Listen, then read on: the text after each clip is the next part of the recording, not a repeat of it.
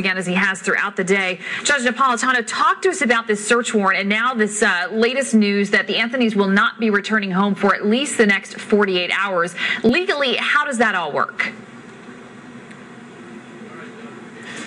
Well, if the government obtains a search warrant of a home and the homeowner is in there, the government has the right to restrain the homeowner or remove the homeowner from the home until they've searched for whatever the search warrant authorizes them to search for. If the homeowner's not there, they have the right to keep the homeowner out. 48 hours is a little on the long side, so I can't even guess at what they would be looking for. They've been through that house before.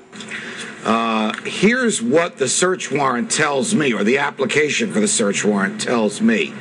The bag of bones probably was not there where they found it today when the police and EquuSearch went through that property in the past couple of months, meaning someone other than Casey, because she's been incarcerated, probably put it there. Again, I'm speculating. I don't know. We don't have any lab results back. If the police have come to that conclusion already, and it does not take a pathologist to determine how long the bag has been there, almost anyone who understands weather patterns can conclude that it's been there for a week or a month or for 6 months.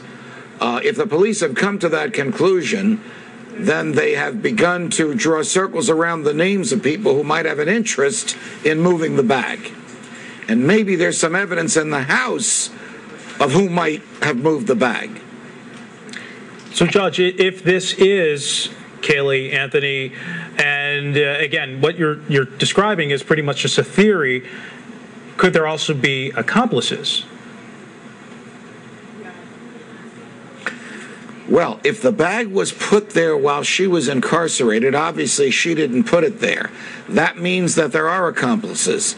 Now, the accomplices could be part of a grand conspiracy who participated in the child's demise as well, or they could be unwitting accomplices in which someone says, here's a bag of garbage, can you dump it on the side of the road for me? And the person who does that literally is ignorant of the contents of the bag.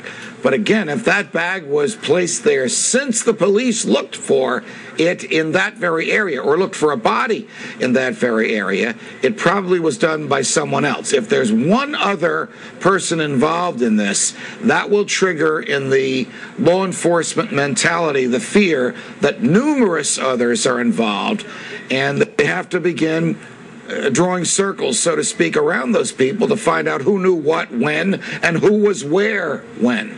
I mean, this bag, if it is the remains of the baby in this case, turns the case upside down, changes it dramatically, gives the police a treasure trove of hard evidence, and gives the prosecutors a treasure trove of headaches to decide what to do, what to charge, what penalty to seek, and who else, if anyone, to charge as well. All right, Judge Andrew Napolitano, live from New York City for us tonight, senior judicial analyst for Fox News Channel. Thank you again, as always, for your insight.